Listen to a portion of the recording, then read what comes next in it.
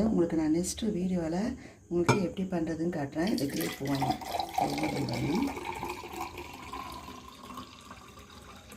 Grape வந்து இது ரொம்ப நல்லாயிருக்கும். இது கிரேப் ஒயின் வீட்டிலே பண்ணுறது. வீட்டிலே பண்ணுறது வந்து ஆட் பண்ணுறது வந்து ஏலக்காய், பட்டை, லவங்கம், பிளாக் கிரேப்ஸ், பன்னீர் திராட்சை கிடையாது, பிளாக் கிரேப்ஸு, சுகர். இது ஒவ்வொரு லேயராக போட்டு ஆட் பண்ணி போடுறது. நான் உங்களுக்கு வந்து கிளியராக பண்ணுறது எப்படி என்னன்றது ஒவ்வொன்றும் போட்டு காட்டுறேன். இது வீட்டிலே பண்ணுறது கிரேப் ஜூஸ். இது